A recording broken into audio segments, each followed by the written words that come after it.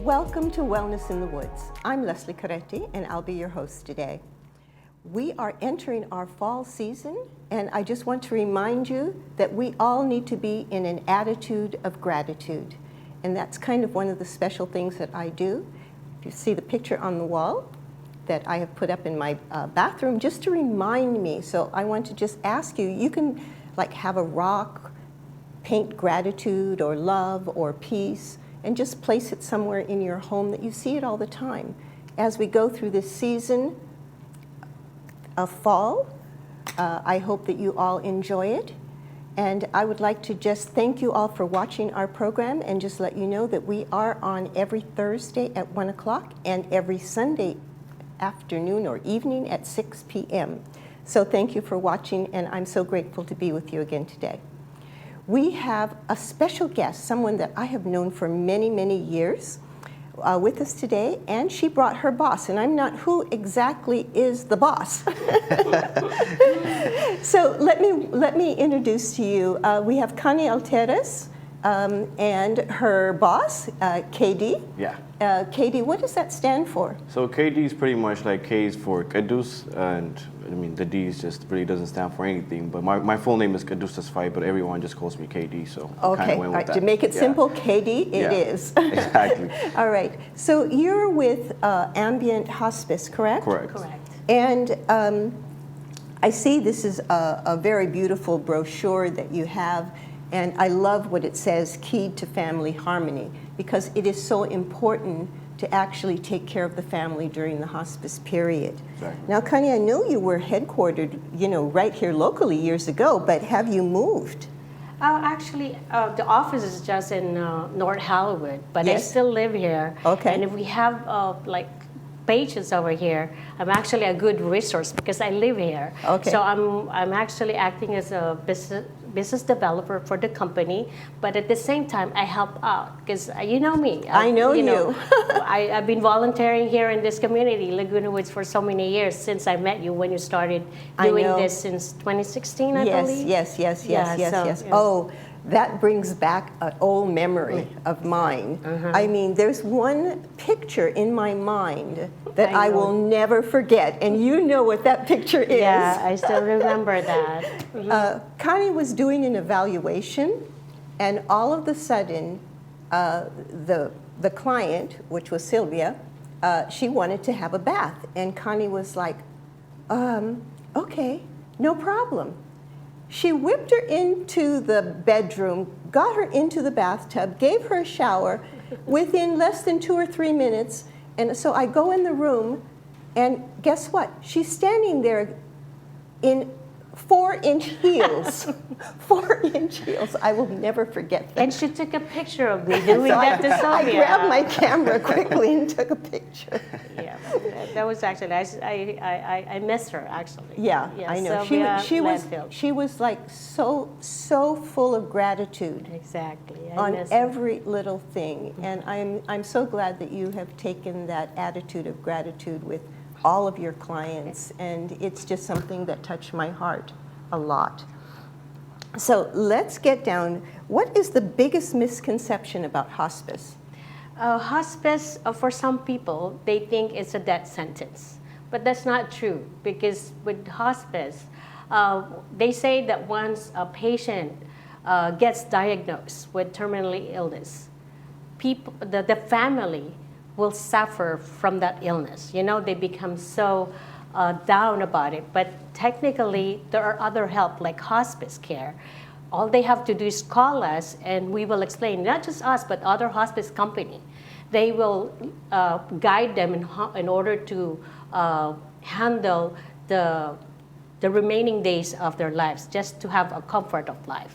Right. So hospice is actually a good place to go for those patients that are terminally ill. Right, right, right, If I may right. add, Leslie, also, when people say, Connie's right, like, it's a death sentence, it's not a death sentence. So it's pretty much what it is, I mean, we do have patients that are not dying in 10 days or 2 weeks or 2 months. You know, these patients, all we Right. want to do is, like, their last days are, like, they have a quality life for their last days. And some of this, the care pretty much, you know, includes, like, something that's not hospice, like volunteer program.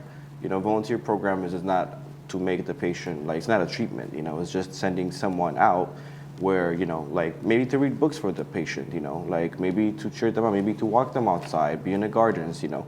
All these things are just going to improve quality of life. And, you know, it's like, we have it on our brochure, by the way, so anybody wants to grab it.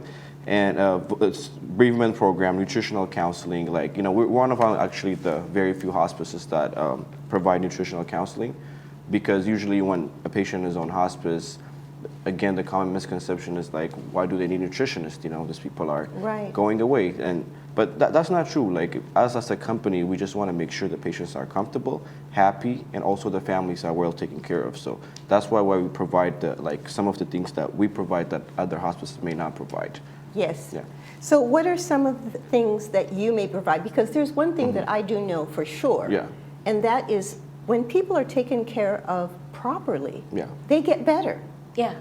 Happened many it times happens, before. I have seen it happen Yeah. several times here that someone's on hospice And they can and get off they get hospice, better yeah. and they get off hospice. Exactly, yes. And then they're on their own and then they get back on hospice again, maybe the following year. Completely, yeah. You know, so Exactly. it's all about the type of care. Yeah, you 'cause- yeah. yeah, go ahead. Go ahead. Yeah, you don't technically have to have, like, you know, stage 5 cancer, stage 4 cancer, or like a kidney failure, which is stage 4, stage 5, where, you know, it's very imminent. Like, I mean, it could be somebody that's 92 years old, you know, like, you know, protein, like malnutrition pretty much, you know, whatever they're eating is not holding for whatever reason it may be at the time, or they have wound that's not healing. I mean, when the older you get, it's hard, you know, for the wounds to heal and stuff Oh, like that. yeah. So you mean like we if take you're- care of all those, and there's times that, like, you know, we provided, like the nutritional counseling, for example, we provided extra nutrition. We did a blood work, and we paid for the lab.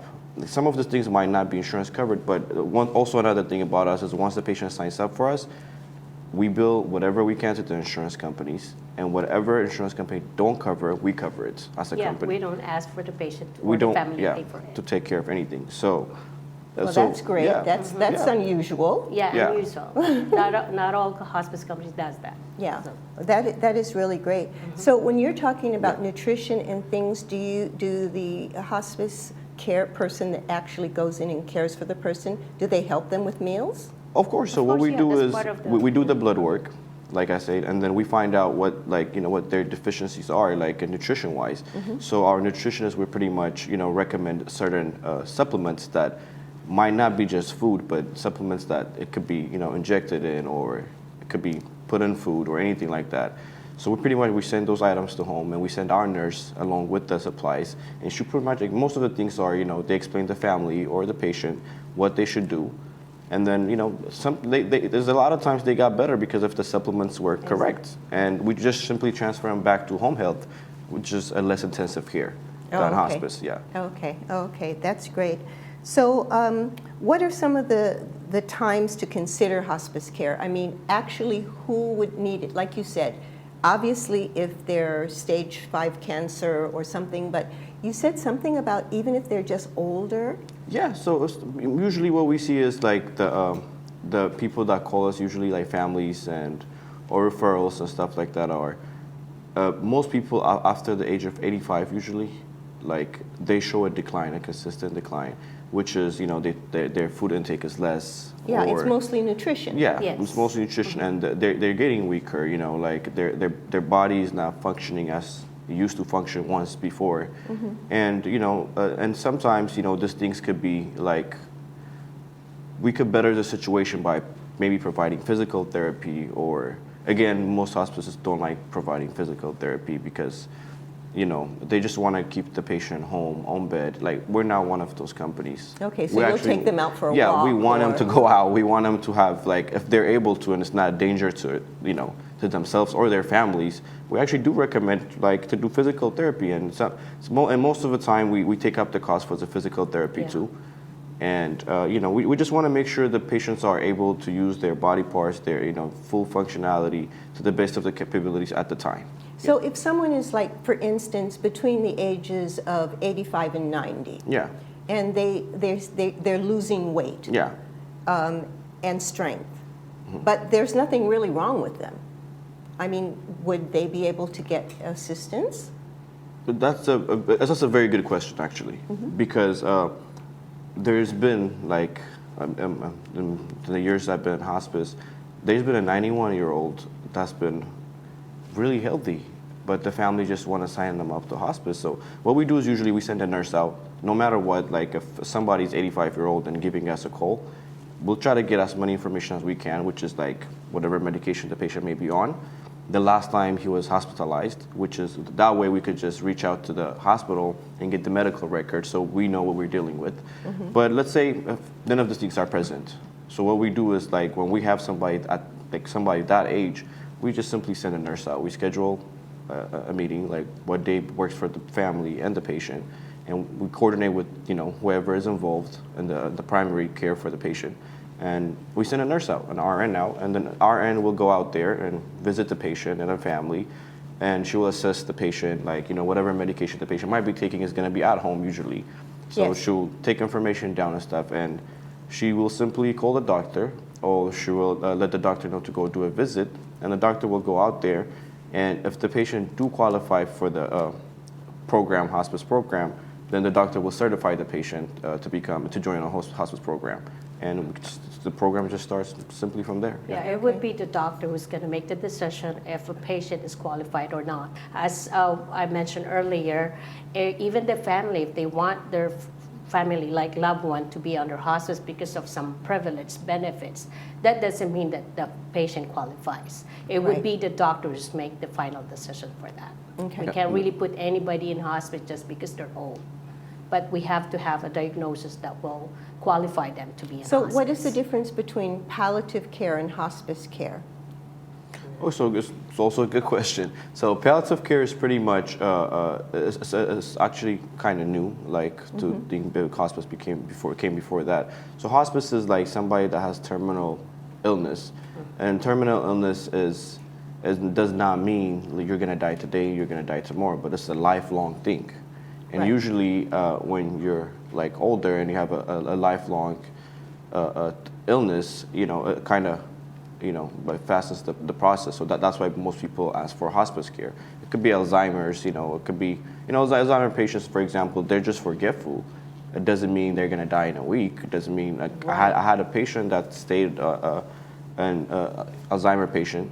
The patient did have actually like other things too, like heart conditions and stuff. Right, But the primary diagnosis was Alzheimer's. That was the terminal illness. So the patient stayed for about 11 months. And there's another patient that stayed 14, 15 months on the program before they passed away. So going back to what you were saying, palliative care is just to make the patient better. It's not to Right. keep them comfortable. Hospice, we want to keep them comfortable because they have terminal illness that one day could be, the main reason for them to pass away. Right, Yeah. right. So you're basically also looking from a mental point of view as well, taking care of their needs in the sense of like talking to them, what do they need physically. Yeah, that is really, I Yeah. understand a little bit better now. Yeah. So it's not really about the trying to make them better in the sense of health-wise. Yeah. But, well, it is that too. But the most important thing is that they're taken care of, They're very comfortable. that they're comfortable Yeah. and that they're taken And care if we of. could do anything that would make their lives better and easier, we would do it. And sometimes that little things that we do end up helping them up and live longer. Yeah. Most people, when they get on hospice, some families ask, "Oh, I don't want morphine. So morphine is going to kill the patient." We're not trying to speed up the process of patients going away. We just want them to live as long as they can, but make sure they're comfortable. Yeah, just to give them that comfort, Yeah, that exactly. ease. That is. So what are the common illnesses that people are actually qualified for in order to take advantage or benefit from your service? Cancer to start, and then the heart disease, but depending on how the level of the heart illness. So if someone has conjunctive heart failure, Yeah, that can be qualified. CHF is one of the biggest actually. Yeah. Alzheimer's disease. Alzheimer's. Alzheimer's disease as Yeah, well? Really? but it needs to be like stage. So Alzheimer's is pretty much the way it works is, let's say, everybody will start. I forget things sometimes. So just because we forget things, it doesn't make the hospice qualify for that doesn't Alzheimer's. mean But anything, so what we say by Alzheimer's disease is pretty much when a patient is getting older or the Alzheimer's is getting bad. Like sometimes they don't recognize the people, or there's been things I heard from my director of nurses where a patient will put the food in their mouths and they forget to chew. Oh, those kind of things. Like, yes. they forget those things, like little things the daily things that everyone is able to do, these patients are not able to do. They just simply forget, simply like breakfast, lunch, and dinner you're supposed to have at this time. When they start having those kind of mix-ups, like where they don't know breakfast is at 9 a.m. and lunch is at 12, simple things like that could qualify them for this program. I see. And then I again, see. the doctor still has to certify them. Yeah. It's Unless always the their doctor, primary yes. gives them But a it's just hospice something order. for you to be, for us to be aware of. Yeah, exactly. Yes, Yeah. exactly. Exactly. And stroke, kidney, liver, like all those things, qualify a patient for. Cool. Very cool. All right. Well, is there anything else that you want to tell us about your company? Oh, Or, why you're different from other companies? For one, I understand that you do a lot of extra things that other companies don't do with helping them out, either with food or medications or physical therapy. Anything else that? what makes us unique from other hospice agencies is that we are a small family-owned agency, a company. So when it's small, we can focus more on the patients, and not just the patients, but the family too. Because once the patient becomes stays in hospice, the families are also attached with that. So we take care not just the patient, but the family as well, because we want them to be able to go through a smooth process in dealing with the loved one who's going to go away in a few months or years. Yeah. So that's what makes it unique.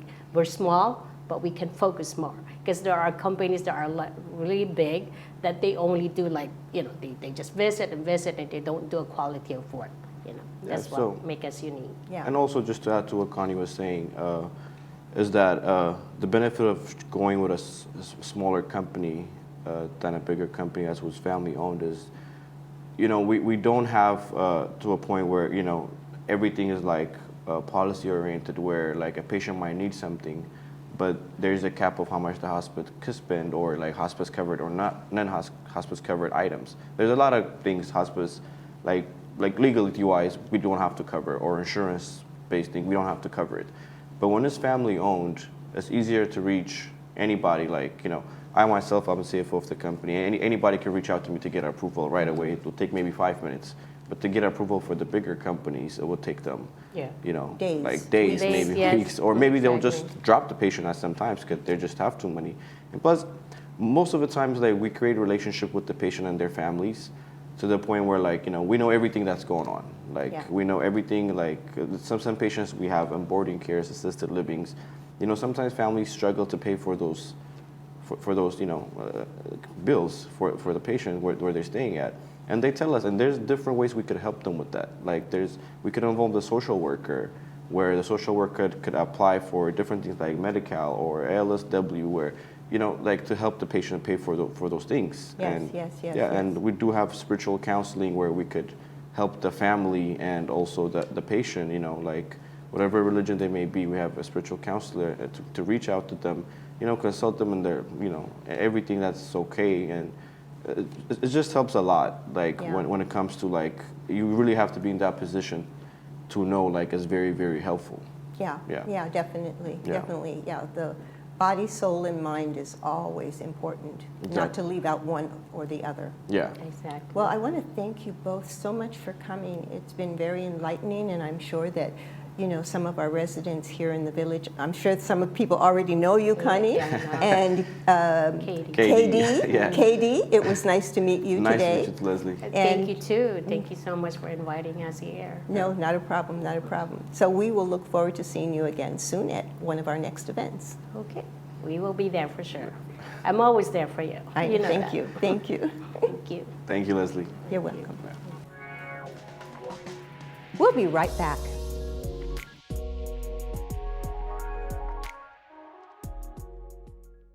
Welcome to Harvard Eye Associates. We're focused on your eye care at all 3 of our Orange County locations. Our new location in Laguna Hills, Orange, and San Clemente. Each facility features the latest in advanced technology and diagnostic equipment. And a trusted collection of doctors that care about your vision and your quality of life. We deliver what matters to you and your family. Harvard Eye Associates, the future of vision today.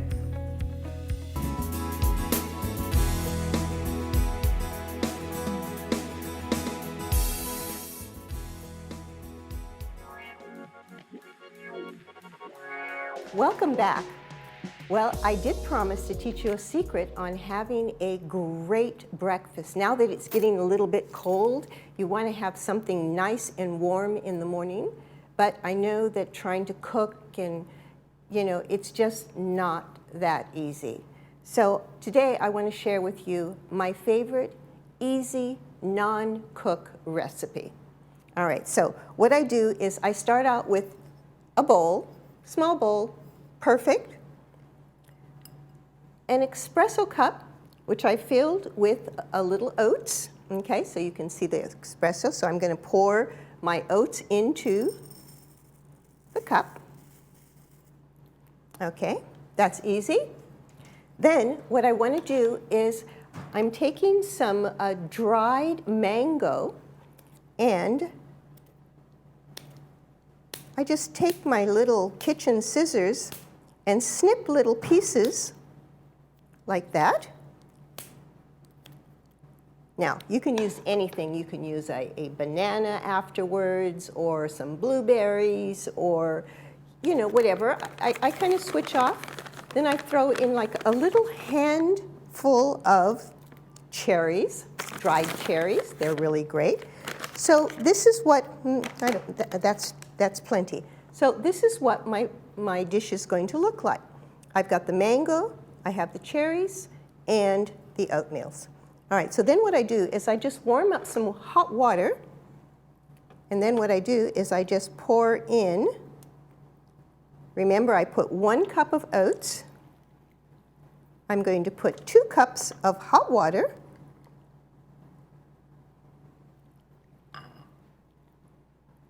okay, that'll do it.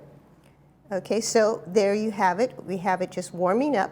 And then what I want to do is take a little cover and cover it and let it sit. So while I'm cleaning up the kitchen and putting things back where they belong, it's preparing all by itself the meal. The only thing left to do is once it's ready, in the next 4 to 5 minutes, it'll be ready. And all I need to do is sprinkle a little honey on top. And sometimes I don't even do that because it's absolutely perfect just the way it is.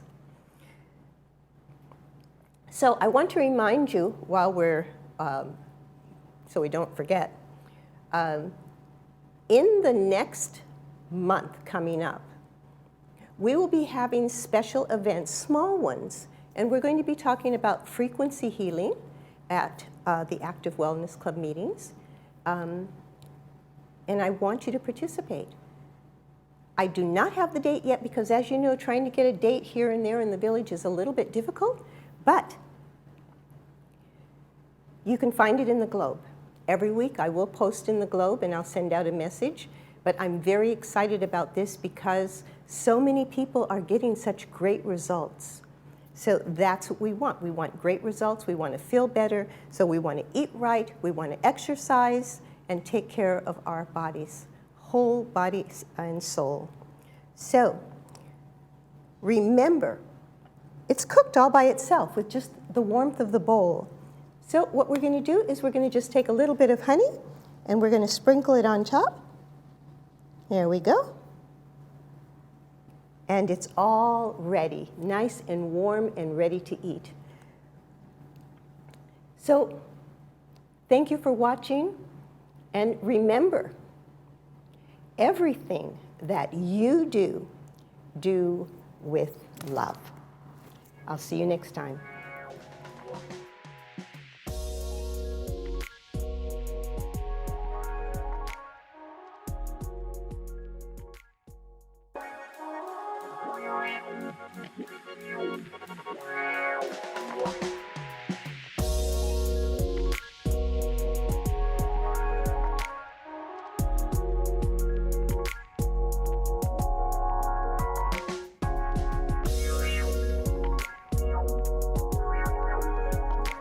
This is a great way to start your day.